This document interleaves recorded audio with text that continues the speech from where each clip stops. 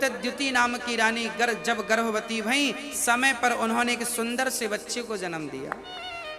सुंदर सा राजकुमार। सारे नगर में लड्डू बांटे गए। राजा के घर बेटा हुआ।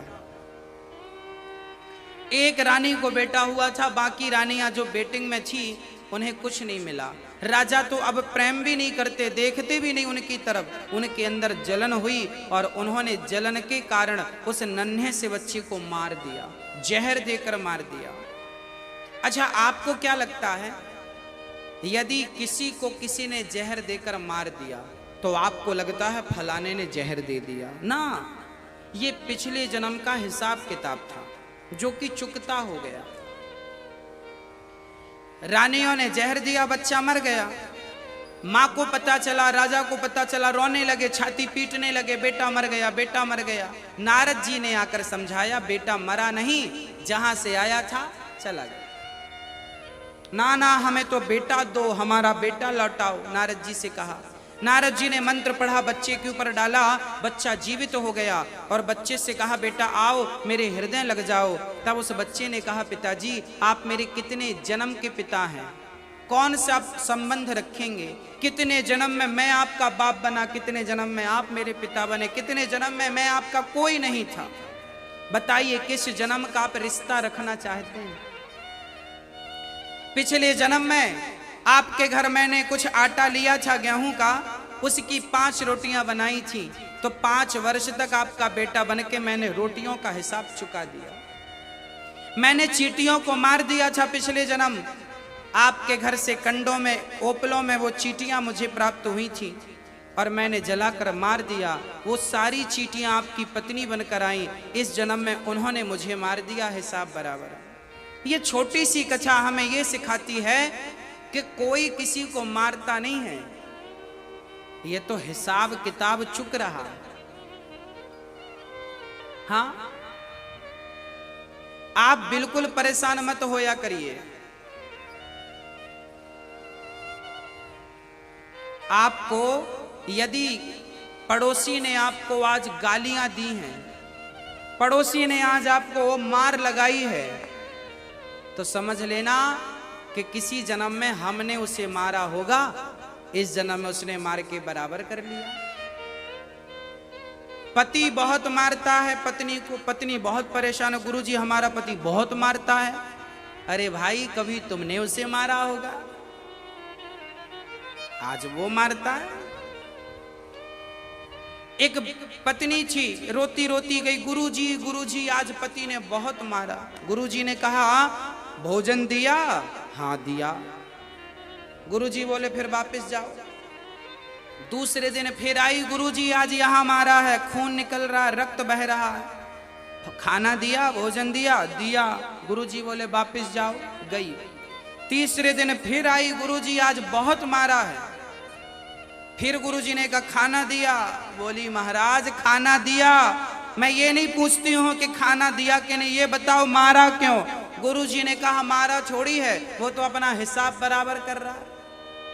अरे क्या हिसाब था?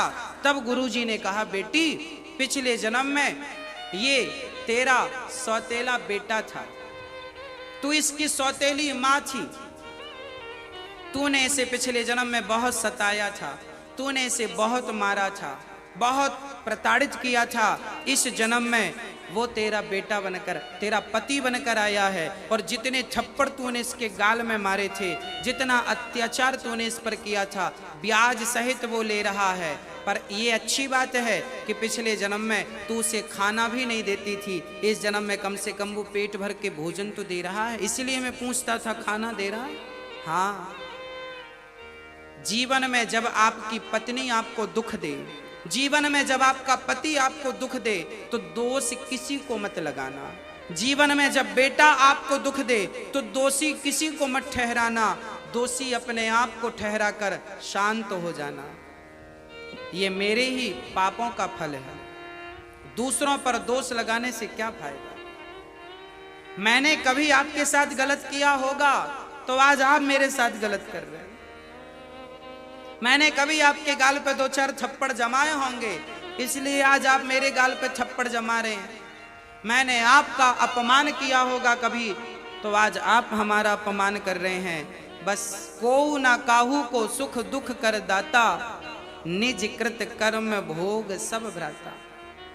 कोई किसी को सुख नहीं देता, कोई किसी को दुख नहीं देता। हर प्राणी अपने ही कर्मों का फल अच्छा या बुरा भोगता है। लोग कहते हैं किस्मत में होगा तो मिलेगा। अरे भाई, किस्मत भी बनाता कौन है? किस्मत भी तुमने ही तो बनाई है। जो मैंने आज किया वही तो कल के लिए मेरी किस्मत होगी। वर्तमान ही तो मेरा भविष्य है। हाँ, आज मैंने एक आदमी चावल चावल खा रहा था, दाल चावल। लोगों ने कहा भाई रोटी भी खाया कर। बोला रोटी मैं 4 महीने बाद खाऊंगा। क्यों? बोले अभी हमारे घर धान की फसल आई है, चावल की फसल आई है तो चावल खा रहे हैं।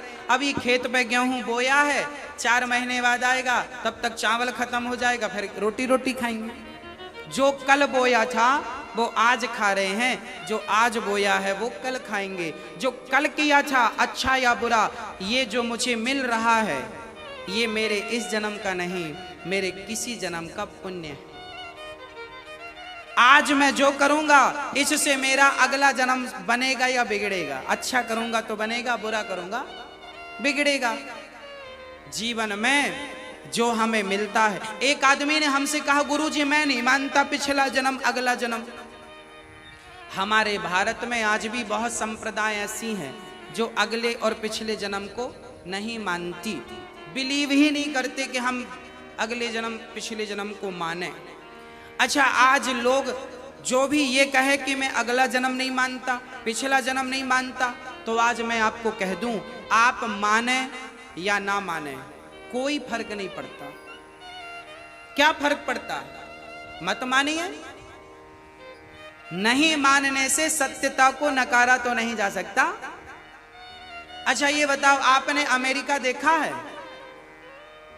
गए कभी अमेरिका? नहीं। जो गए हैं वो देखे हैं, जो नहीं गए, मैंने अमेरिका नहीं देखा, मैंने जापान नहीं देखा, मैंने पेरिस का टावर नहीं देखा, मैंने चाइना की दीवार नहीं देखी, मैंने नहीं देखा चाइना कैसा है, मैंने नहीं देखा पाकिस्तान कैसा है, मैंने नहीं देखा अमेरिका कैसा है, मैंने नहीं देखा रूस कैसा है, मैंने देखा नहीं है। मैंने नहीं देखा इसका अर्थ ये तो नहीं कि अमेरिका नहीं है, जापान नहीं है, पेरिस नहीं है, चाइना नहीं है। अरे है, मैंने नहीं देखा। उसी प्रकार परमात्मा है, स्वर्ग है, नरक है, अगला और पिछला जन्म है सब, बट तुमने नहीं देखा। अब नहीं देखा इसका तात्पर्य यह तो नहीं कि है ही नहीं। आपने नहीं देखा ये तो ठीक है, आपके ना देखने से यह सिद्ध नहीं होता कि ये नहीं है, आपने नहीं देखा। इसका मैं बहुत बढ़िया सटीक उदाहरण देके समझाता हूं। एक आदमी हमसे बोले गुरुजी हम नहीं मानते कि अगला जन्म होता है, हम नहीं मानते कि पिछला जन्म होता है। हमने कहा ये बताओ कि एक ही समय पर 2 बच्चे पैदा होते हैं। 10:10 पर 2 बच्चे पैदा हुए, एक ही तारीख एक ही तिथि को। एक बेटा पैदा हुआ बड़े आदमी के घर, एक बेटा पैदा हुआ फुटपाथ में गरीब के घर। एक समय पर 2 बच्चे आते हैं। ये बताओ कि अमीर के घर बच्चे ने जन्म लिया है, वो सोने के झूले पर झूलता है, सोने के चम्मच से दूध पीता है, और ये गरीब के बच्चे को तो बोतल का भी दूध नसीब नहीं होता। ये बताओ कि इस बच्चे ने पैदा होती कौन सा पाप कर लिया कि ये गरीब हो गया, और उस बच्चे ने कौन सा पुण्य कर लिया कि सोने के झूले में झूल रहा है? कौन सा पुण्य किया? अभी तो दोनों ने जन्म लिया है। अभी जन्म लेते ही तो कोई इन्होंने पाप और पुण्य नहीं किया, पर एक गरीब हो गया, एक अमीर हो गया। एक को पहनने को जूते नहीं है। मैंने देखा है मजदूर मजदूरी करने वाली माएँ अपने बच्चे को एक साड़ी इस पेड़ पर बांधती हैं, साड़ी का दूसरा पल्लू उस पेड़ पर बांधती हैं, साड़ी का झूला बनाती हैं और बच्चे को साड़ी का झूला झूलाती हैं। मैंने देखा है, आपने देखा कि नहीं? देखा है। तो क्या पाप कर लिया इस बच्चे ने कि इसे गर्मी में पंखा भी नसीब नहीं होता, और आप तो एसी पर रहते हैं, एसी लगी है, ठंडा ठंडा आप महसूस करते हैं, और इसे पंखा भी नसीब नहीं। कौन सा पाप किया साहब? कह देता हूं मेरी मां, इसने कोई पुण्य किया है, उस पुण्य के फल से इस जन्म में इसे सोने के चम्मच में दूध पीने को मिल रहा है, और इसने कोई पाप किए होंगे जिसका फल इसे मानव का तन तो मिला है, परंतु भगवान ने एक अवसर तो दिया, पर तुम्हें रोटी के लिए भी स्ट्रगल करना पड़ता। हाँ, तो ये क्या है? यदि पिछला जन्म नहीं था तो फिर सबको अमीर होना था या सबको गरीब होना था? कोई अमीर कोई गरीब क्यों है? पिछले जन्म के प्रारब्ध से जो हमने पिछले जन्म में पाप और पुण्य किया था उसका फल इस जन्म में मिला है।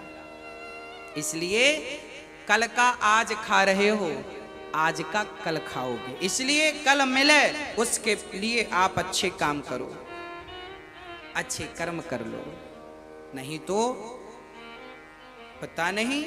महाभारत में कथा हमने पढ़ी, हमें बड़ा आश्चर्य लगा। एक राजा थे, जब वो राजा मरे तो स्वर्ग गए। स्वर्ग गए, उन्हें खाने को रोटी नहीं मिली। राजा ने कहा हमें क्यों नहीं रोटी मिलती? बोले तुमने कभी रोटी का दान किया है? नहीं किया। तो कैसे मिलेगी? फिर क्या खाएं? बोले जाओ जंगल में तुम्हारा शरीर पड़ा है, अभी भी कुछ गीदड़ खा गए हैं, जाओ तुम अपना ही मांस नोच नोच के खाओ। साहब ये कथाएं लिखी हैं।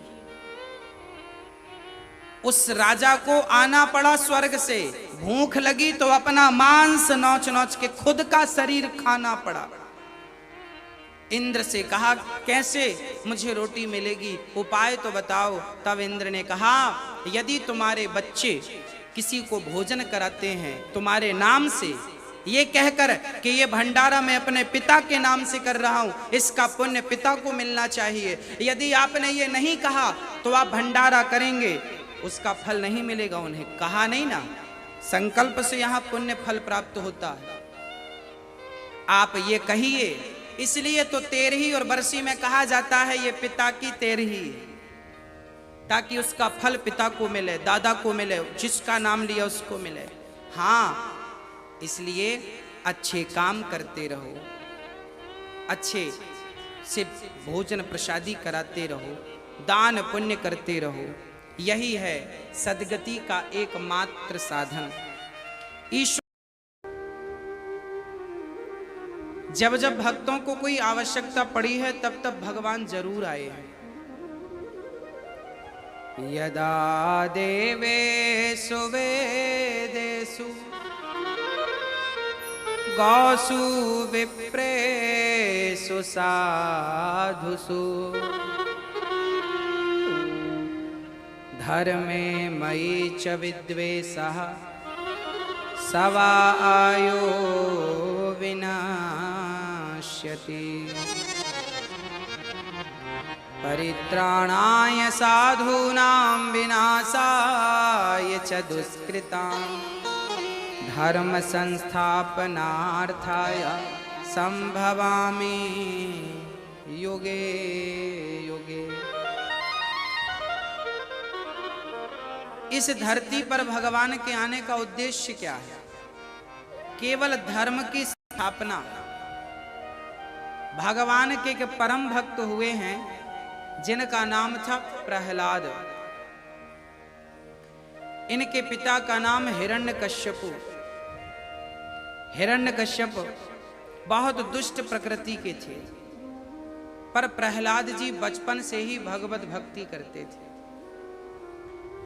अच्छा, भगवान की भक्ति के लिए ना कोई उम्र निश्चित नहीं है कि आप बुढ़ापे में करें, जवानी में करें, लड़कपन में, कभी भी जब मन करे तब करें। प्रहलाद जी बहुत छोटे से थे, इनका विश्वास भगवान पर बड़ा तगड़ा था। विश्वास कब से बढ़ा? बोले कुम्हारिन को देख के विश्वास हो गया। कुम्हारिन, एक कुम्हारिन ने घड़ा बनाया, घड़े को भट्टे पे लगाया और आग लगा दी। उसने ध्यान नहीं दिया, उस भट्टे पर एक बिल्ली ने बच्चे को जन्म दिया था। घड़े पर बहुत सारे घड़े थे, काफी दिनों से भट्टा लगा रहा, आग लगाने में देर हो गई, तब तक बिल्ली को लगा कि मेरे बच्चों के लिए ये बढ़िया स्थान है, आग लगा दी। जब बच्चे, आग लग गई और बच्चे चिल्लाने लगे, चीखने लगे, तब कुम्हारिन को लगा कि मेरे से बहुत बड़ा पाप हो गया, ये निर्दोष बच्चे अभी मर जाएंगे। उन्हें बचाने के लिए पानी डाला, औरों लोगों को बुलाया, बहुत सारे लोगों ने पानी डाला, पर वो आग बुझी नहीं। जब तक आग बुझती, आग ने अपनी लपटों पे चारों तरफ,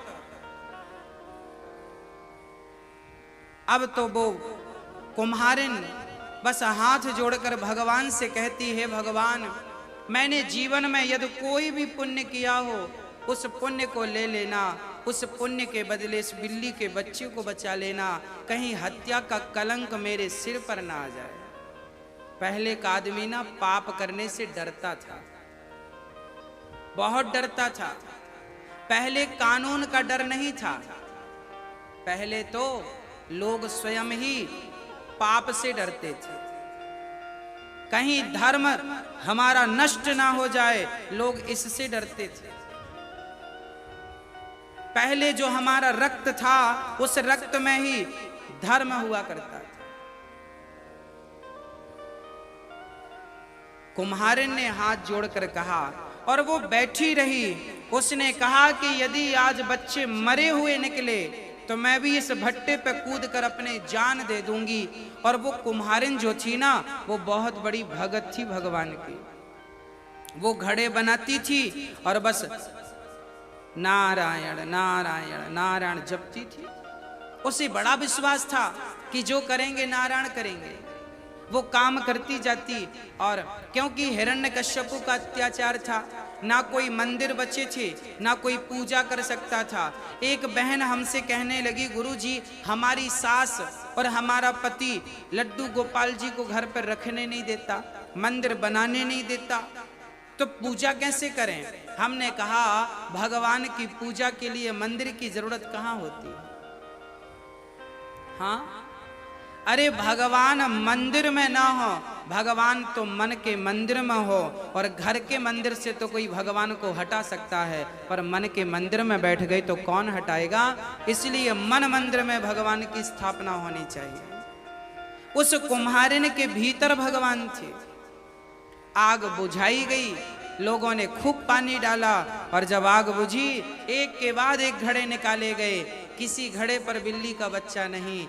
अंत में एक घड़ा मिला जिस पर अब किसी को उम्मीद नहीं थी। सारे घड़े पक चुके थे, लाल हो चुके थे, और आग भी घंटे 2 घंटे में नहीं, बहुत घंटे लगे।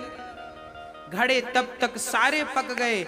अब जब कुम्हारिन ने देखा कि बच्चे तो मर गए, अब मैं भी तैयारी कर लूं, मरने की इसी आग में कूद जाऊंगी। और तब तक उस घड़े पर नजर डाली जब कुम्हारिन ने, तो घड़ा तो पक के लाल हो गया था। उस पके हुए घड़े में बिल्ली के बच्चे सुखपूर्वक बैठे थे, आनंद पूर्वक बैठे थे।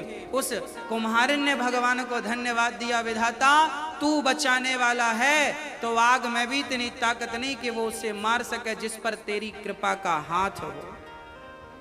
बस इस दृश्य को प्रहलाद जी ने देखा, और तब से प्रहलाद जी के मन में जो विश्वास बैठा, तब से प्रहलाद जी बस नारायण नारायण नारायण नारायण जपने लगे।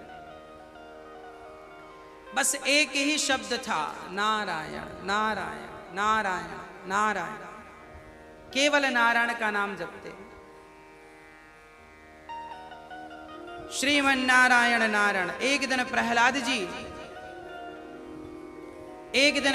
जी के मुख से नारायण का नाम प्रहलाद के पिता हिरण्यकश्यप ने सुन लिया। बुलाया, बेटा यहाँ आओ। ये किसका नाम जप रहे हो? प्रहलाद जी ने कहा, पिताजी मैंने इनके नाम का चमत्कार आंखों से देखा है, अब जब देखा है तो भला विश्वास क्यों ना करूं? क्या देखा तूने? भगवान की कृपा से आग भी शीतल हो गई। अच्छा, हिरण्यकश्यप ने कहा तेरा दिमाग खराब हो गया है, तेरा भगवान मैं हूं, मेरी पूजा किया कर, मेरा नाम जपा कर, तुझे किसी और का नाम जपने की जरूरत नहीं। प्रहलाद को पढ़ने के लिए गुरु चंडामर्क के घर भेज दिया। प्रहलाद जी जब पढ़कर आए तो पिता ने कहा, बेटा तुमने क्या सीखा है, जरा हमें तो बता दो। तब प्रहलाद जी ने कहा, पिताजी मैंने 9 बातें बहुत अच्छी अच्छी सीखी। भगवान की भक्ति कितने प्रकार की है, यदि एक प्रकार ना आए तो दूसरा, दूसरा ना आए तो तीसरा, अर्थात भगवान को पाने के लिए 9 ऑप्शन दिए हैं। कितने ऑप्शन हैं? 9 प्रकार की भक्ति होती है। कौन कौन सी? प्रथम भगति संतन कर संगा। आपको कुछ ना आए तो संतों के पास बैठना शुरू कर दीजिए। जब संतों के पास बैठेंगे तो चर्चा भगवान की ही होगी। उन संतों के पास बैठिए जो सदा भगवत चर्चा करते हैं। यदि आपने भगवत चर्चा सुननी स्टार्ट कर दी, नियम बना लिया कि हमें रोज 2 घंटे 3 घंटे, कम से कम 1 घंटे, कम से कम आधा घंटे रोज कथा सुननी है, नियम बनाओगे तो विश्वास दिलाता हूं पहली भक्ति में प्रवेश कर जाओगे। दूसरी भक्ति क्या है? यदि कथा ना सुन पाओ कोई बात नहीं, एक अवेलेबल नहीं है, दूसरा ऑप्शन है क्या? दूसर रति मम कथा प्रसंग, कीर्तन करो। हाँ, भगवान की कथाओं से प्रेम करो, अर्थात भगवान से प्रेम करो।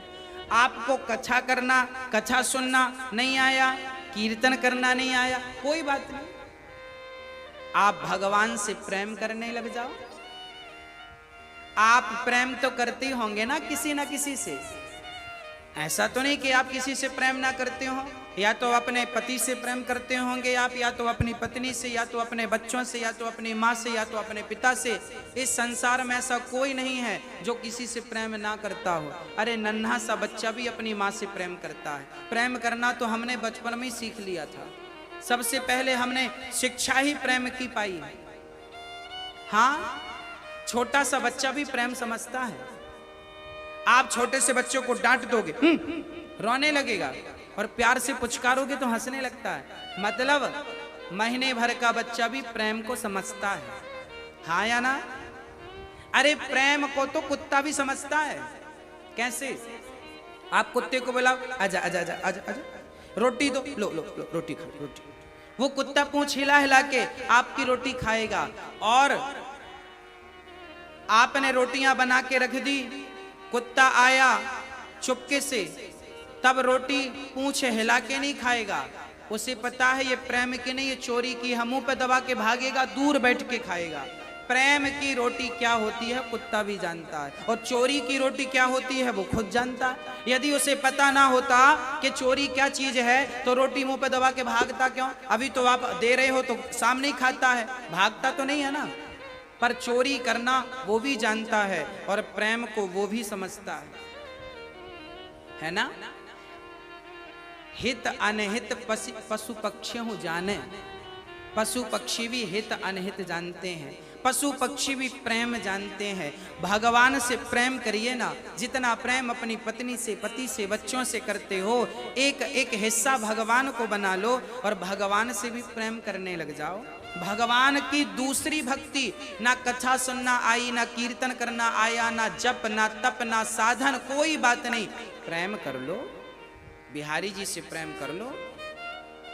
साल में एक बार तो कम से कम बिहारी जी की देहरी पे मत्था टिकाया करो, द्वार पर आया करो हाजिरी लगाने। बिहारी जी आपका दास आया है हाजिरी लगाने, आपका दर्शन करने। लाख काम हो पर महीने में एक बार, महीने में ना सध सके तो 6 महीने में एक बार, 6 महीने में ना हो सके तो साल में एक बार बिहारी जी का दर्शन जरूर करने आओ। और साल में एक बार जगन्नाथ भगवान का दर्शन करने जरूर जाओ, जरूर जाओ, जरूर जाओ। प्रेम ऐसी तो बढ़ता है। हम जा रहे हैं कहाँ? जगन्नाथ जी। पहले के संत लोग क्या करते थे? पैदल यात्रा करते थे। कहाँ जा रहे हो? चैतन्य महाप्रभु जा रहे हैं पैदल। कहाँ? बोले जगन्नाथपुरी जा रहे हैं। दक्षिण से जगन्नाथपुरी, पूरब की तरफ यात्राएं चलती थी। जब अब आप ये बताओ कि मैं यदि पैदल जगन्नाथ जी चला तो रास्ते में मैंने जितने कदम रखे हैं वो सारे कदम मेरी भक्ति बन गए कि नहीं? क्योंकि मेरा लक्ष्य जगन्नाथ जी है। तो रास्ते में मैंने खाया, मैं सोया, मैं स्नान किया, मैंने कोई बात भी किसी से की, मैंने यात्रा भी की। हाँ, वो सारी चीज अब किस में आ गई? किस में आ गई बोलो? भक्ति में आ गई। क्योंकि मैं भगवान के लिए चला था घर से। बस आप भी भगवान के लिए चलिए, प्रेम करिए भगवान से। तीसरी भक्ति क्या है? गुरुपद पंकज सेवा, तीसरी भक्ति अमान। तीसरी भक्ति क्या है? गुरुजनों के चरणों में प्रेम करना, गुरुजनों की सेवा करना, माँ के पांव दबाना, पिता के पांव दबाना, गुरु के पांव, चरणों की सेवा से भगवान बहुत जल्दी प्रसन्न होते हैं। आप भी प्रयास करिए कि पांव जरूर दबाइए, अपनी माँ के पांव। रोज जब भी अपने काम से लौटिए, अपने ऑफिस से लौटिए, शाम को 5 मिनट के लिए सही, 10 मिनट के लिए सही, माँ के कमरे में जरूर जाओ। माँ से हाल चाल पूछो, माँ कैसी हो? माँ के चरणों पे हाथ रखो, माँ के चरणों को दबाओ और उनके चरणों की धूल मस्तक पे रख लो। ज्यादा ना सही तो कम से कम 5 मिनट, नहीं तो आप 1 घंटे भी बैठे माँ के पास। माँ क्या हो रहा है, क्या कमी है, क्या दिक्कत है, किसी ने कुछ कहा तो नहीं, सब कुछ पूछते रहा करो। माँ को अच्छा लगेगा, बुढ़ापा अच्छा गुजरेगा। यदि बेटा आज्ञाकारी होता है ना तो बुढ़ापा अच्छा गुजरता है, और बेटा आज्ञाकारी ना हो ना तो बुढ़ापा नरक बन जाता है। बहुत बहुत तकलीफ होती है बुढ़ापे में। बच्चे सपोर्ट ना करें, बहुत कष्ट उठाना पड़ता है। इसलिए बच्चों को चाहिए कि वो पुत्र धर्म निभाएं और माँ से पूछें। ये मैं नहीं कहता, शास्त्रों में लिखा है, ये सेवा भक्ति है। तीसरी प्रकार की तीसरी भक्ति है सेवा, पांव दबाना, हालचाल पूछना, हाँ, चरणों की सेवा करना, भोजन की सेवा करना, सेवा ही भक्ति है। तो भगवान से ऐसा संबंध हो, ऐसा रिश्ता हो कि सपने में भगवान आए और भगवान की सेवा में ये मन, ये बुद्धि लगी रहे। प्रहलाद जी कहते हैं कि भगवान की तीसरी भक्ति सेवा है। चौथी भक्ति क्या है? कथा को बड़ी श्रद्धा से श्रवण करना और सुनकर सुनाना। सुनना पहली भक्ति है और सुनाना चौथी भक्ति है। सुनाइए जो मिल जाए। राम कथा सब, राम कथा सब।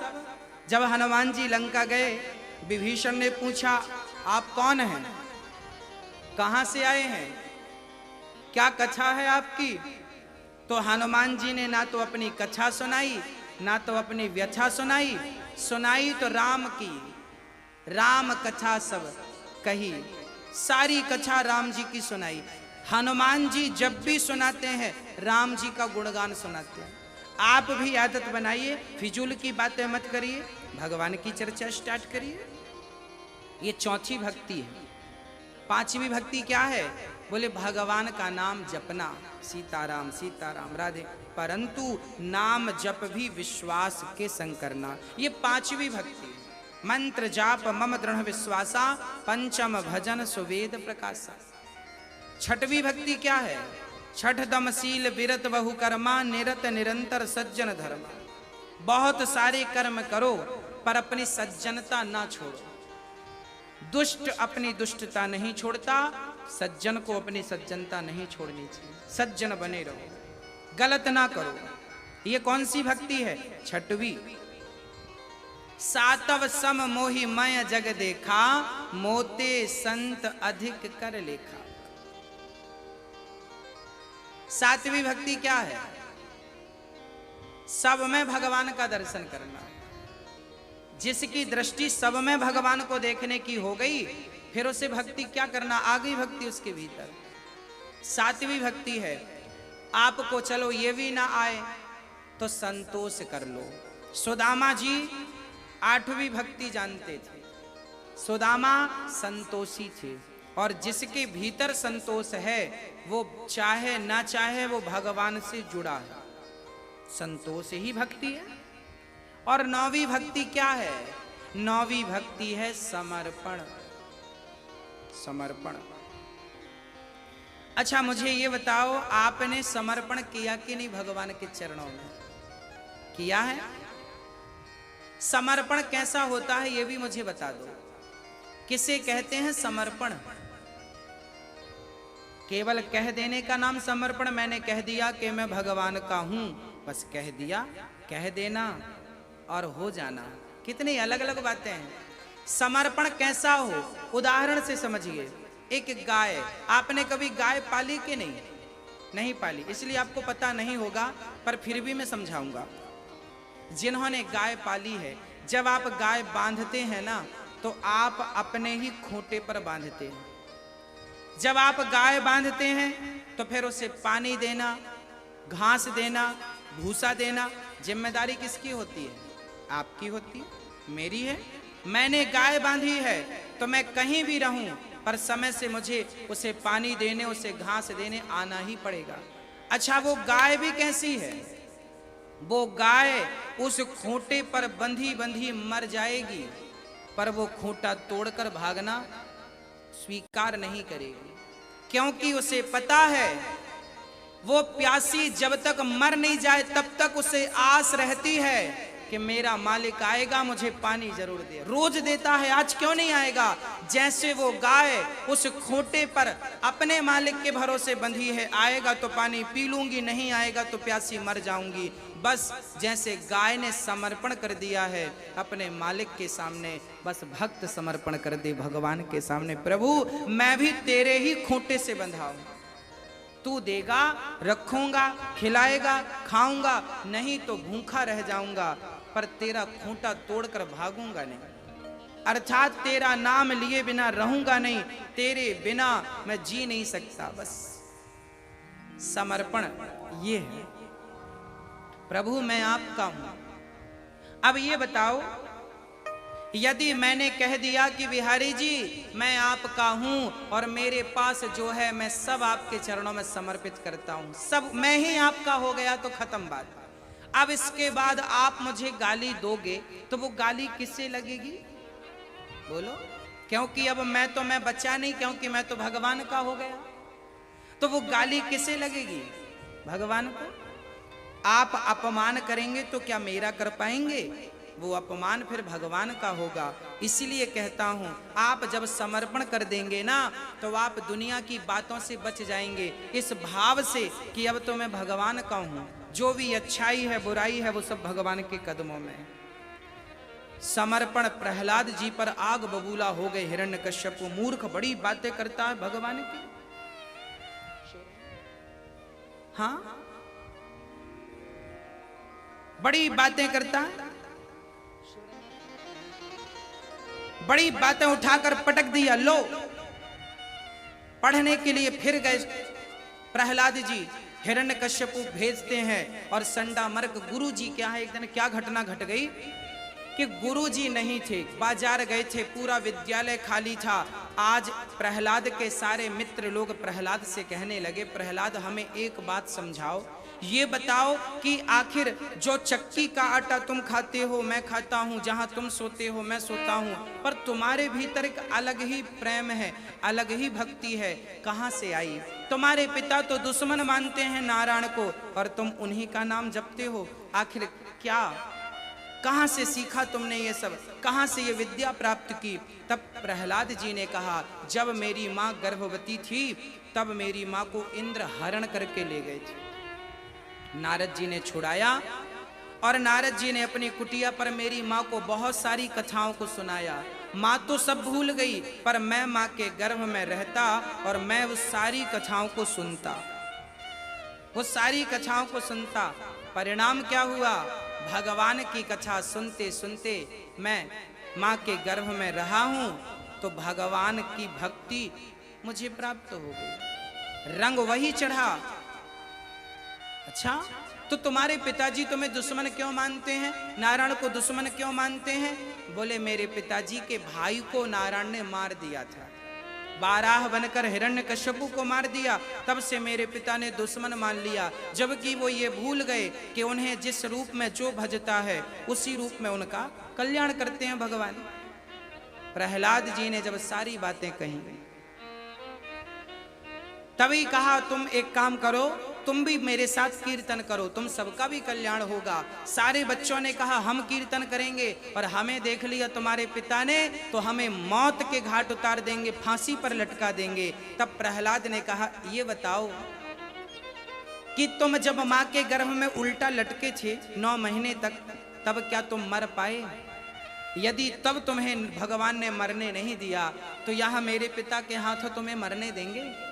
याद रखना, दुनिया वालों पे विश्वास ना करना, जब भी विश्वास बनाना तो अपने बांके बिहारी पे विश्वास रखना, गोविंद पे, मेरे राघव पे विश्वास रखना, वही हमारे विश्वास को रखते हैं। ये दुनिया के लोग विश्वास तोड़ देते हैं। प्रहलाद जी को पिता पर नहीं, जमाने पर नहीं, विश्वास भगवान पर है। हाथी के पांव के नीचे दबाना चाहा हिरण्यकश्यपु, होली का बहन लेकर बैठ गई, मारना चाहा आग में जलाकर, पर भगवान बचाने वाले हो ना, तो कोई बाल भी बांका नहीं कर सकता, याद रखिएगा। इसलिए विश्वास भगवान का होना चाहिए। भगवान के भरोसे जिया करो, भगवान के भरोसे रहा करो। यदि उन्होंने ये तन दिया है तो रोटी भी जरूर देंगे, चिंता ना करो, विश्वास पूरा हो। हिरण्यकश्यपु आ गया, सारे विद्यार्थी कीर्तन कर रहे थे, श्रीमन नारायण नारायण का संकीर्तन। गुरुजी आ गए, संकीर्तन करते प्रहलाद को देखा, प्रहलाद को टच किया, गुरुजी भी संकीर्तन करने लगे। वो भक्ति का, वो कीर्तन का ऐसा करंट लगा कि गुरुजी भी कीर्तन करने लगे। तब तक हिरण्यकश्यपु आ गए। ऐ बालक, क्या कर रहा है? प्रहलाद को यदि पिता ने छू दिया होता तो शायद प्रहलाद के पिता भी कीर्तन करने लगते, पर उन्होंने प्रहार किया खड़ग से, प्रहलाद जी धड़ाम से गिर गए। क्या करता है? भगवान का नाम जप रहा हूं। निडर थे प्रहलाद जी, कोई डर नहीं। भगवान पे विश्वास रखोगे तो आपको डरने की जरूरत नहीं, कोई नहीं छूने वाला आपको। प्रहलाद जी से कहा, कहाँ है तेरा भगवान? बोल, क्या भगवान भगवान जप रहा है नारायण? कहाँ तेरा भगवान? पिताजी से कहा, पिताजी वो कौन सी जगह है जहां भगवान ना हो? आप एक जगह तो बताओ। आज हिरण्यकश्यपु आश्चर्य में पड़ गया, ये इतने विश्वास से कैसे कह सकता है? क्या इस खंबे में तेरा भगवान है? हाँ हाँ है। और जैसे खंबे पर प्रहार किया ना भक्तों, खंबा टूट गया, नरसिंह भगवान प्रकट हो गए। किस लिए? नरसिंह भगवान इसलिए प्रकट हो गए कि कहीं मेरे भक्त की वाणी वचन मिथ्या ना हो जाए, बेकार ना चला जाए। भक्त के वचन को रखने के लिए आज भगवान खंबा चीर कर प्रकट हो गए, नरसिंह भगवान। हाँ, प्रहलाद जी सब डर गए, प्रहलाद जी नहीं डरे। शेर से सबको डर लगता है, पर शेर का बच्चा थोड़ी अपनी माँ से, शेरनी से डरता है, वो तो उसकी गोद में जाता बैठता है।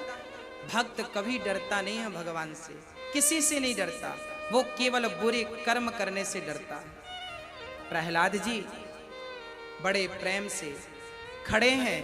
हिरण्यकश्यपु कह रहे हैं, कौन हो तुम? मैं तेरी मृत्यु हूं। उठाकर गोद में लेटा लिया।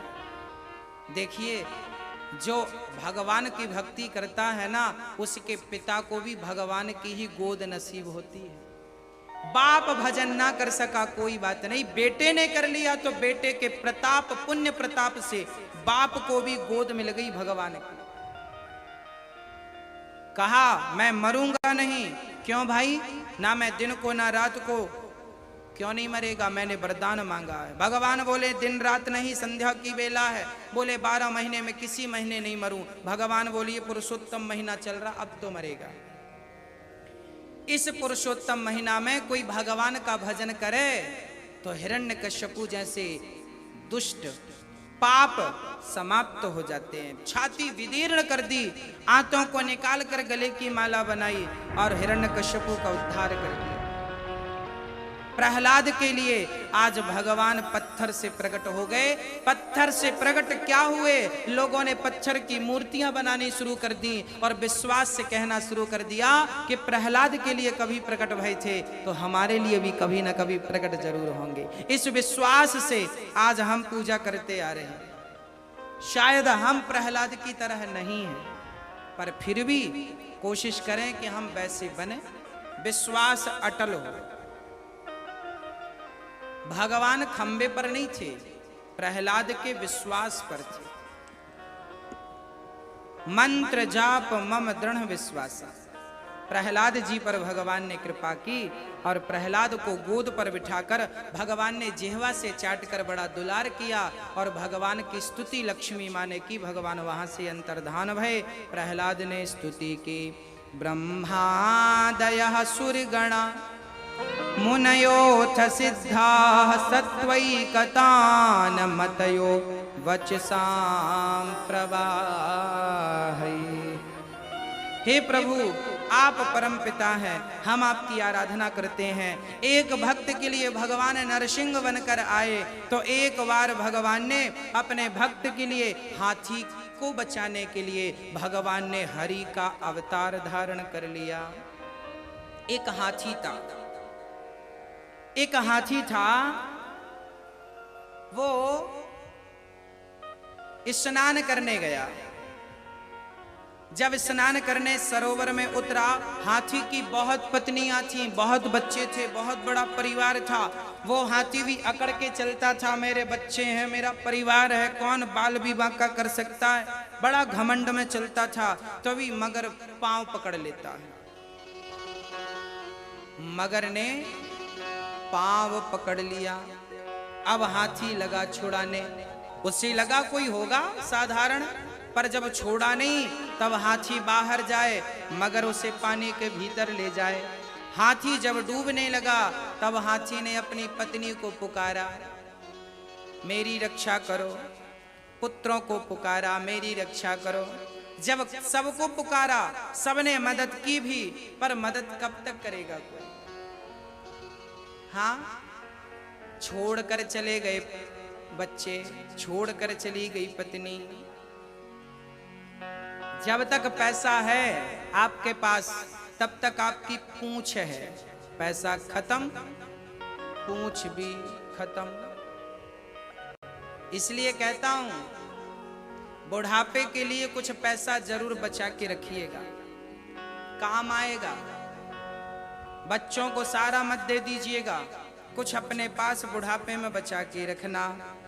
आजकल के बच्चे पैसा ना हो तो सेवा नहीं करते। सारे बच्चे ऐसे नहीं हैं, पर बहुत 80% कहूँ तो ठीक है, 80% ऐसे बच्चे हैं जो माँ बाप के पैसों से ही मोहब्बत करते हैं। इसलिए हमारे संत जन गाते हैं, आराम के साथी क्या क्या थे, जब वक्त पड़ा तब कोई नहीं। सब दोस्त हैं अपने मतलब के, दुनिया में किसी का कोई नहीं। आराम के साथी क्या क्या थे, जब वक्त पड़ा तब कोई नहीं। सब दोस्त हैं अपने मतलब के, दुनिया में किसी का कोई नहीं। आराम के साथी क्या क्या थे, जब वक्त पड़ा तब कोई नहीं। सब दोस्त किसी का कोई नहीं, दुनिया में किसी का कोई नहीं। जब पैसा हमारे पास में था तब दोस्त हमारे लाखों थे, अब वक्त पड़ा है मुश्किल का तब पूछने वाला कोई नहीं। जब पैसा हमारे पास में था तब दोस्त हमारे लाखों थे, अब वक्त पड़ा है मुश्किल का तब पूछने वाला कोई नहीं। आराम के साथी क्या क्या थे, आराम के साथी क्या क्या थे, जब वक्त पड़ा तब कोई नहीं। सब दोस्त हैं अपने मतलब के, दुनिया में किसी का कोई नहीं, दुनिया में किसी का कोई नहीं, दुनिया में किसी का कोई नहीं।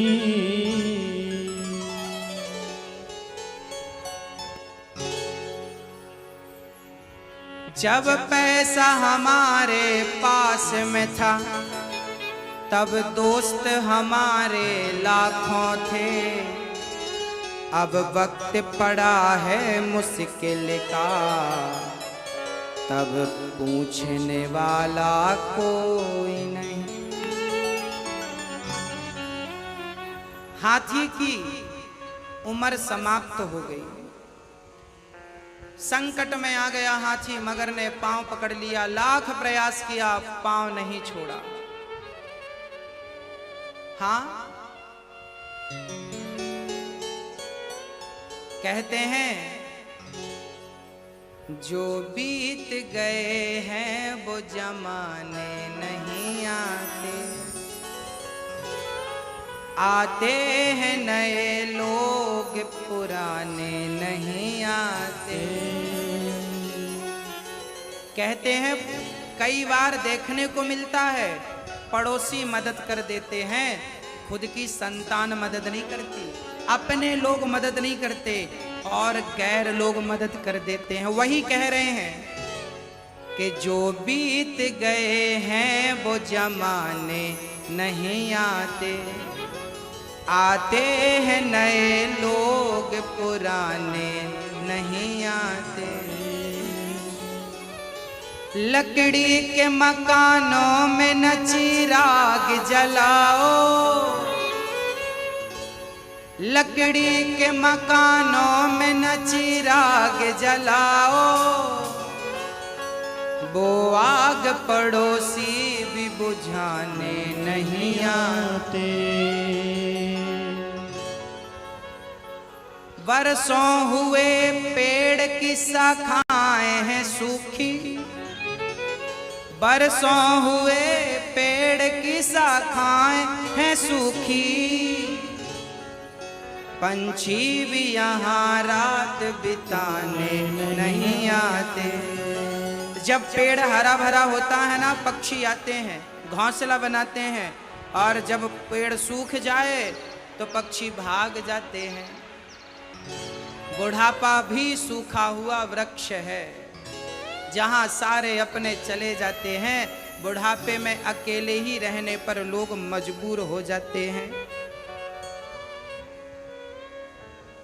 हाथी का पांव पकड़ लिया मगर ने।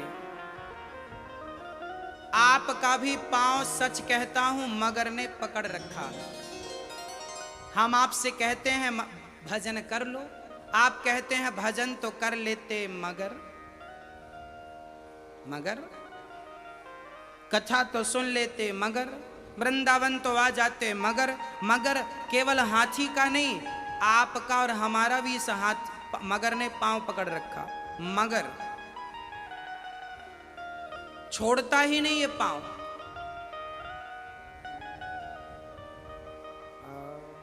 प्रिय भक्तों, आपने भी जो मगर से पांव पकड़वा रखा है जल्दी से छोड़ाइए, और अगर मगर किंतु परंतु छोड़कर देर लगाए बिना भगवान की शरण ग्रहण कर लो, बिहारी जी के हो जाओ। इसी में हम सब का कल्याण है, इसी में हम सब की भलाई है।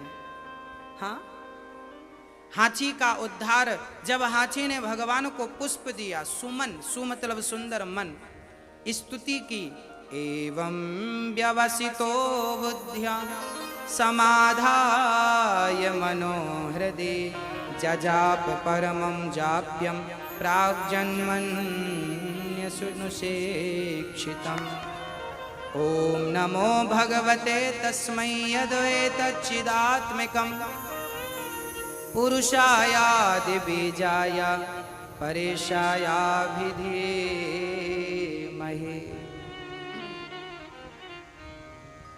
हाथी ने भगवान को पुकारा, भगवान ने आकर हरि अवतार लेकर हाथी की रक्षा की। एक बार समुद्र मंथन में भगवान ने कच्छप धनवंतरी मोहिनी अवतार लिया और समुद्र मंथन पूरा किया। देवताओं ने अमृत पिया, राक्षस रह गए।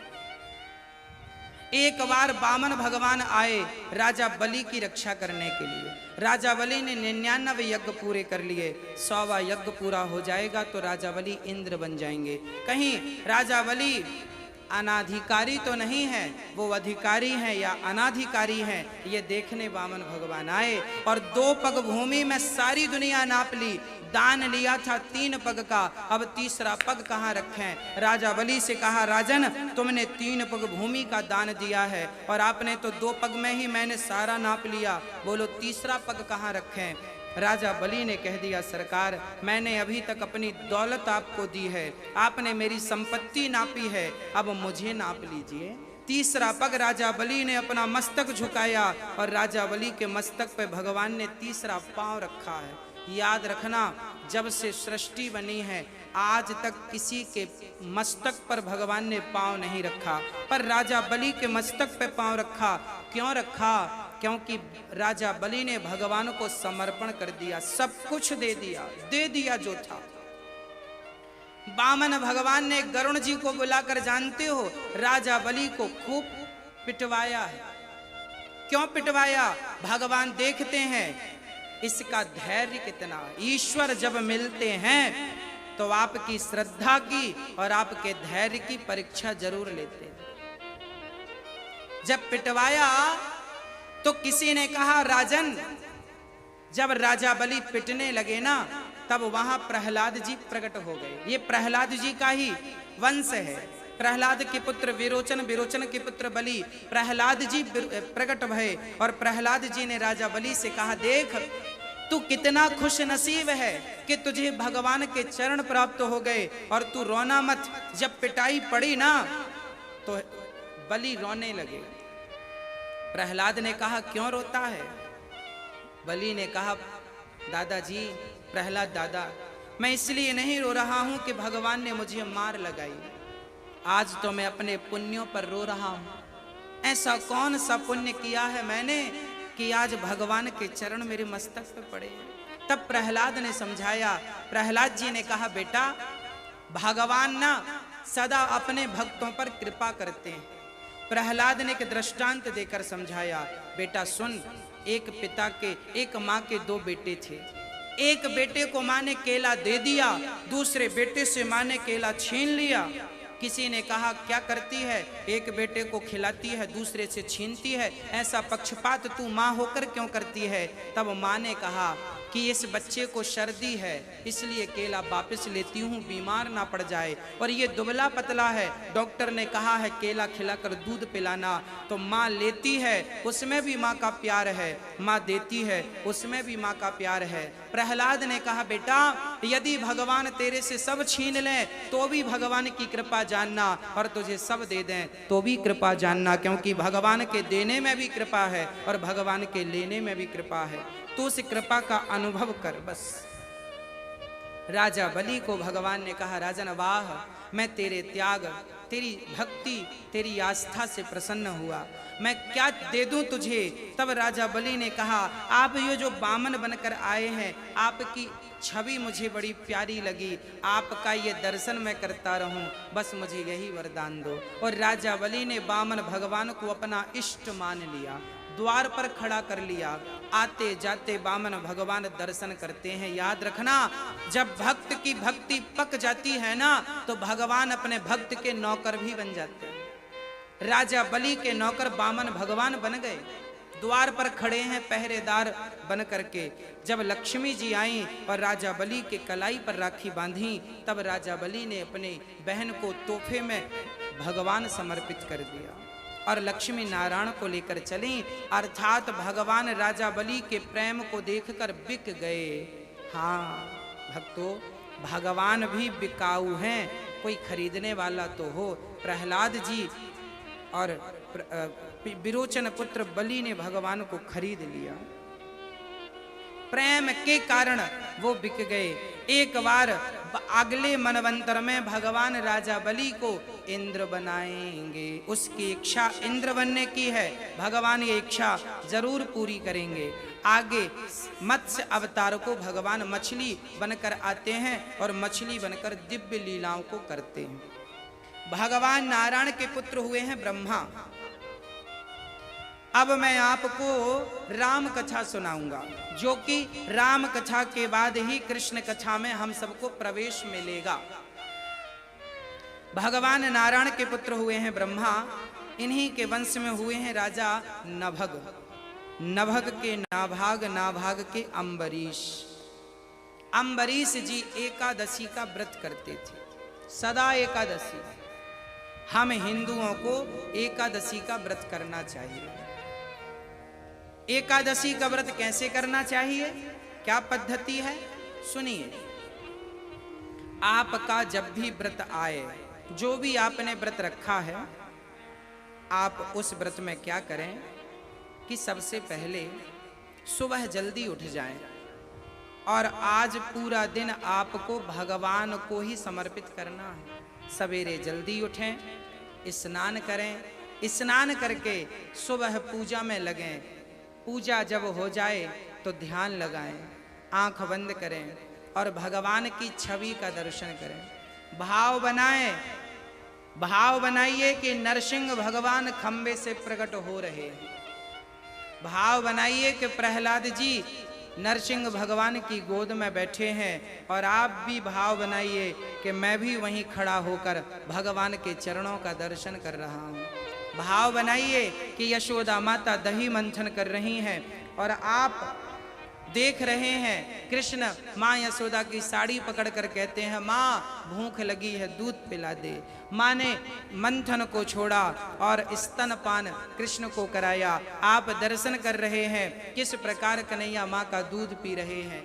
आप भाव बनाइए कि भगवान गोपियों के घर माखन लेने गए और प्रेम पूर्वक गोपियां गोद में बिठा बिठा के अपने हाथ से लाला को मक्खन खवा रही हैं। एक भाव बनाइए, मन को एकाग्र करिए और चित्त को साध कर भाव बनाइए कि हम कृष्ण की कृपा को महसूस कर रहे हैं, उनकी लीला का दर्शन कर रहे हैं। लीला कभी हुई थी त्रेता द्वापर युग में, आज आप त्रेता में चले जाइए और एक एक लीला का अपनी इन आंखों से दर्शन करिए। भाव की एक इमेजिन करिए, एक भाव बनाइए, कल्पना कीजिए कि आप जब भगवान मिट्टी खाए, माँ ने कहा मुंह खोल, मुंह खोला, पूरा संसार नजर आया। आप भी दर्शन कीजिए, ज्यादा से ज्यादा ध्यान कीजिए, ज्यादा से ज्यादा भगवत चर्चा कीजिए, ज्यादा से ज्यादा कीर्तन कीजिए और कथा कीर्तन भजन में, दान पुण्य में अपने घर बच्चों को बुलाओ, बच्चों को भोजन कराओ, इस भाव से कि ये भगवान ही तुम्हारे घर आए हैं। बेटियां आए तो समझना कि तुम राधा रानी को खिला रहे हो और बालक आए तो समझना कि तुम मुरलीधर को ही खिला रहे हो। भगवान खा रहे हैं, श्री राधा जी खा रही हैं। उन बच्चों में राधा कृष्ण का दर्शन करने की आदत बनाओ,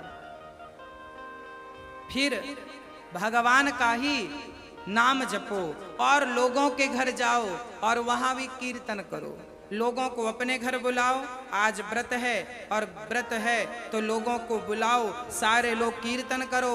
फिर आपके पड़ोस में जो 10 घर 20 घर हैं, सबके घर कीर्तन करते करते अपने घर से ही ढोलक झांझ मजीरा लेते हुए कीर्तन करते हुए अपने गांव में, अपनी गली में, अपने मोहल्ले में घूमो और कीर्तन करते हुए सबको जोड़ो। तुम बच्चों को भी जोड़ो, बूढ़ों को भी जोड़ो, बेटियों को भी जोड़ो, माओ को भी जोड़ो, सबको जोड़ो और सारे लोग मिलजुल कर पूरे गांव में कीर्तन करो, घर घर जाके कीर्तन करो और घर घर जाके झोली फैलाओ और कहो कि यदि हमें कुछ देना है तो हमें कृष्ण नाम की भिक्षा दे दो, तुम भी इस नाम में सम्मिलित हो जाओ और हमें यही भिक्षा दो कि तुम कृष्ण का नाम जपोगे। यही तो भिक्षा है, यही तो पागलपन है, यही तो भक्ति का प्रचार है, यही तो भगवान को अच्छा लगता है। एकादश स्कंद पढ़ेंगे तो यही लिखा है कि तुम्हें ढोलक मजीरा लेकर गांव में निकल जाना है, नाम का प्रचार करना है, नाम सुनाना है, पागलों की तरह नाचना है,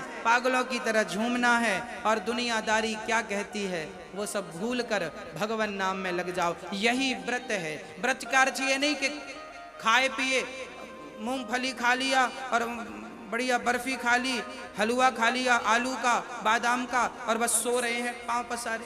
व्रत चल रहा, सो रहे हैं, दिन भर सोया। व्रत के दिन सोना पाप है।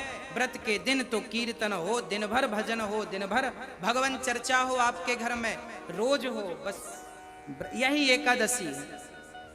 पहले के जमाने में संडे की छुट्टी नहीं होती थी, वो तो अंग्रेजों के द्वारा संडे की छुट्टी मिली। हमारे भारत में पहले एकादशी की छुट्टी हुआ करती थी।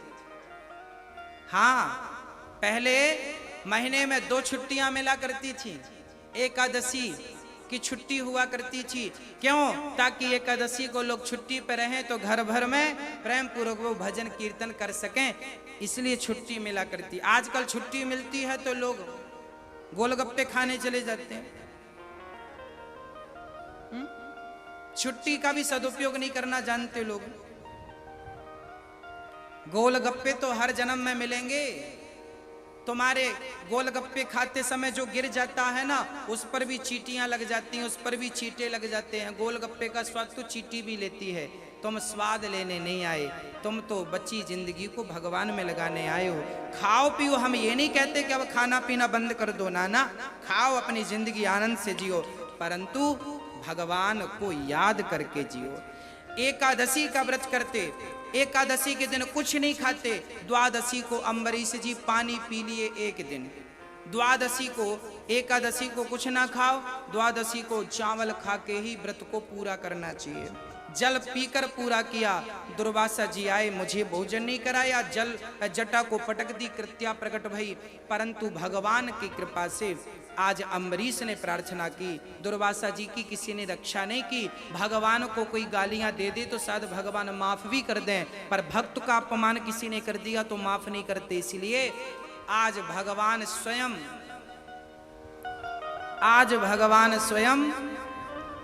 अम्बरीश से कह रहे हैं कि इनको माफ कर दो। माफ किया अम्बरीश ने और दुर्वासा जी का अहंकार मिटा। एकादशी की महिमा इस प्रसंग में बताई गई है। इन्हीं के वंश में हुए हैं खटवांग, खटवांग के पुत्र दीर्घबाहु, दीर्घबाहु के पुत्र रघु। इन्हीं के वंश में पहले सगर हुए हैं। सगर के वंश में असमंजस, असमंजस के अंशुमान, अंशुमान के दिलीप, दिलीप के भागीरथ, जिन्होंने गंगा को प्रकट किया। और आज दीर्घबाहु के रघु, रघु के अज से दशरथ जी प्रकट भये। दशरथ जी का बुढ़ापा आ गया, कोई संतान नहीं हुई। दशरथ जी का बुढ़ापा था, संतान नहीं हुई। अब क्या करें? गुरु जी के पास चले। गुरु जी के पास गए, गुरु जी ने यज्ञ कराया। यज्ञ से खीर प्रकट भई और खीर को रानियों में वितरण किया गया।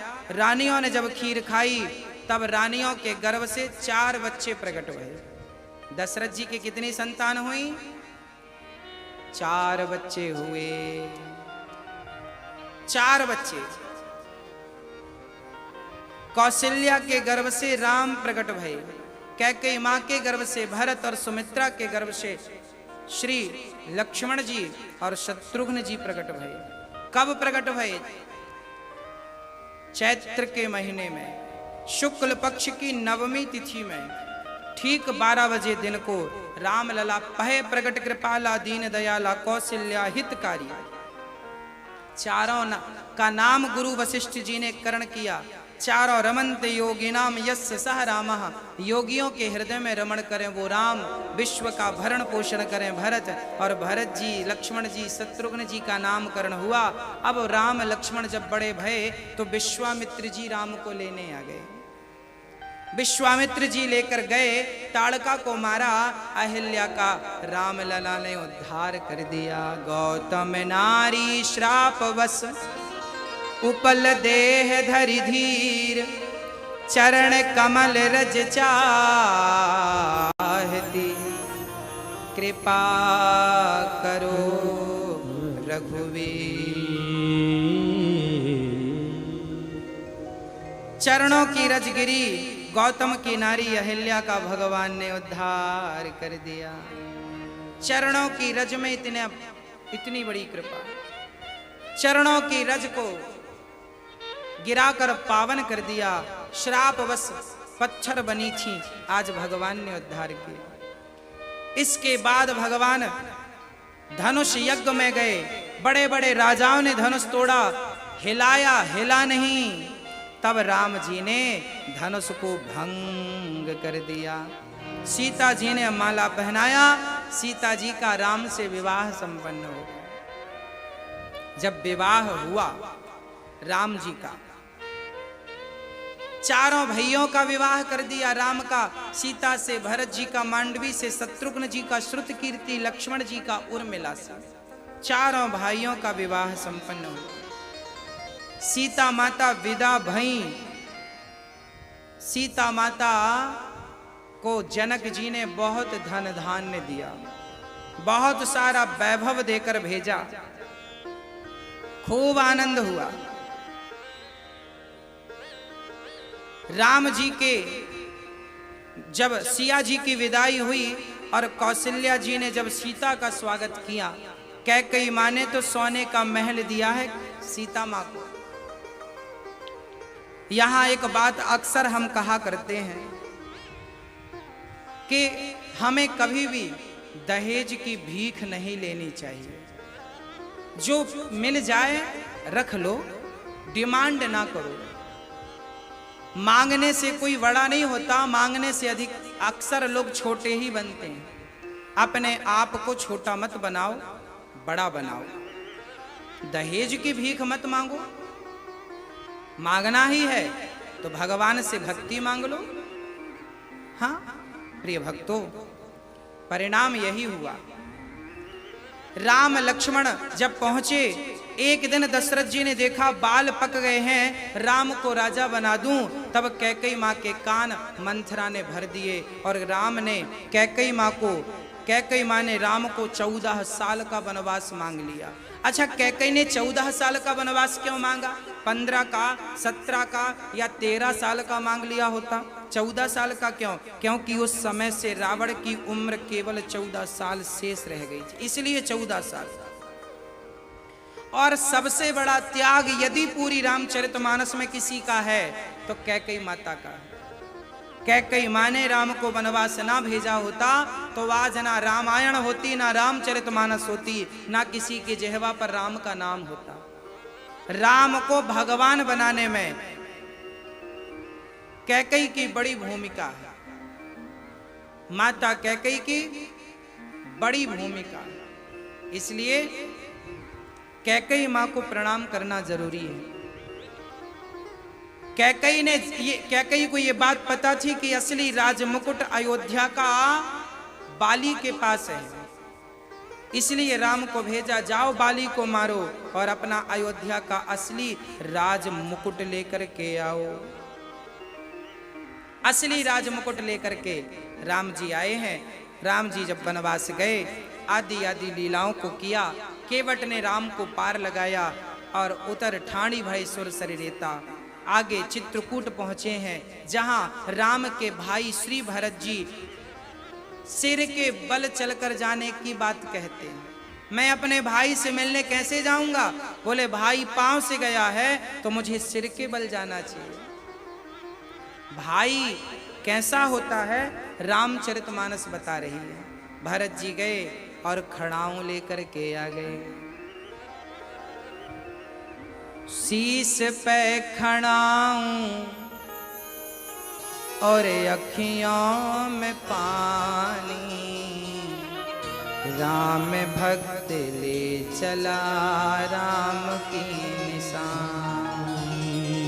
राम भक्त ले चला राम की निशानी। चल पड़े। भारत जी ने अयोध्या की सिंहासन पर राम की चरण पादुका बिठाई। अर्थात कहने का आशय यह है कि आप रहो, परंतु राजा भगवान को बना के रहो। आगे राम जी रावण को मारते हैं, सिया जी को लाते हैं और राम जी राजा बनते हैं, सिया जी रानी। राम कथा बड़ी अद्भुत है, पर राम कथा तो कुछ दिन पहले ही हमने आपको 9 दिन की सुनाई है। और राम जी राजा बन गए, सिया जी रानी बन गई, यही रामायण है। और राम जैसी मर्यादा हमारे भीतर आ जाए, राम जैसा चरित्र हमारे भीतर आ जाए, तो यही रामचरितमानस की सार्थकता है और सफलता है। अब हम आपको कृष्ण जन्मोत्सव की ओर लेकर के चलेंगे। भगवान नारायण के पुत्र हुए हैं ब्रह्मा, ब्रह्मा के अत्रि, अत्रि के चंद्रमा, चंद्रमा के बुध, बुध के पुरुरवा, पुरुरवा के आयु, आयु के नहुस, नहुस के ययाति। इन्हीं के वंश में हुए हैं सूर, और सूर के पुत्र हुए हैं वसुदेव जी। वसुदेव जी महाराज के 13 विवाह हुए। सबसे अंतिम विवाह माँ देवकी के साथ हुआ। देवकी को लेकर विदा होकर जा रहे थे, देवकी की विदाई थी, शादी हो गई। कंस ने बहन को विदा किया, तभी आकाशवाणी हो गई, जिस बहन को विदा कर रहे हो उसका 8वां गर्भ तुम्हारा काल बनेगा। अब तो थर थर कांपने लगा कंस। तलवार निकाल कर बहन को मारना भी चाहा, पर समझाया उसे, बहन को मारोगे पाप लगेगा। जेल में डाल दिया। जेल में पहला बालक हुआ, कंस ने बड़ी निर्दयता से मार डाला। दूसरा, तीसरा, चौथा, 5वां, 6वें गर्भ में लक्ष्मण जी आ गए बलराम बनकर। भगवान ने देवकी के गर्भ से निकाल कर उस गर्भ को रोहिणी के गर्भ में, रोहिणी भी वसुदेव जी की पहली पत्नी है। माँ रोहिणी गर्भवती हुई और समय पर एक बच्ची को जन्म दिया। अब 8वीं बार माँ देवकी गर्भवती होती है। पृथ्वी माता, ब्राह्मण देवता, साधु लोग, गौ माता भगवान से कहने लगे, प्रभु इस पापी के पाप से हमें बचा लो। ना यज्ञ होने देता, ना पूजा होने देता। हाँ, ये भी घोर पापी है। अब क्या करें हम कि इस पाप से हमें मुक्ति मिल जाए। भगवान बोले, चिंता ना करो, मैं जा रहा हूँ। और पृथ्वी की प्रार्थना पर, देवताओं की स्थितियों पर भगवान आज इस धरा पर प्रकट हो रहे हैं। आज नया अवतार भगवान धारण कर रहे हैं। कृष्णावतार भगवान ले रहे हैं, कृष्ण बन कर आ रहे हैं। शंख चक्र गदा पद्म लेकर, भादों का महीना था, कृष्ण पक्ष की अष्टमी तिथि, सत्य व्रतम सत्य परम त्रिसत्यम, सत्यस्य योनिम निहितम च सत्य। हाँ, सत्यस्य सत्यमृत सत्य नेत्रम, सत्यात्मिकम त्वाम शरणम प्रपन्नाः। सत्य सत्य कहकर देवता स्तुति करने लगे, भगवान आप सत्य हैं, हमारी रक्षा करें। भक्तों की रक्षा के लिए भगवान गर्भगृह से प्रकट हो गए। 4 हाथ, शंख चक्र। वसुदेव जी देख रहे हैं, प्रभु आप कौन हैं? मैं भगवान हूँ। पूरी बात सुनाए, मैं कंस के यहाँ प्रकट तो हुआ हूँ आपके माध्यम से, पर रुकूंगा नहीं, मुझे यशोदा माँ के पास लेकर जाओ। वसुदेव जी ने कहा, प्रभु, देव की माँ ने कहा, प्रभु आप प्रकट तो हमारे बच्चे बनकर हो रहे हैं, यशोदा के पास क्यों जा रहे हैं, हमारे पास क्यों नहीं रह रहे हैं, हमें भी तो आपको पुत्र के रूप में देखना है। तब भगवान बोले, अभी नहीं, 11.5 साल तक मैं लीला करूँगा, उसके बाद आऊँगा, तब मैं आपको माँ कहकर संबोधित करूँगा। हमें जल्दी से गोकुल छोड़कर आइए। और शंख चक्र गदा लेकर जब भगवान प्रकट भये, वसुदेव जी ने कहा, आपको मैं कैसे ले जाऊं? तब भगवान ने कहा, मैं छोटा बन जाऊंगा, मुझे जल्दी से लेकर जाना। कैसे ले जाऊं? मेरे तो पाँव में बेड़ियां हैं। बोले, मुझे लेकर चलोगे तो बेड़ियां बाल भी वांका नहीं कर सकेंगी। भगवान छोटे भये, और जैसे ही छोटे भये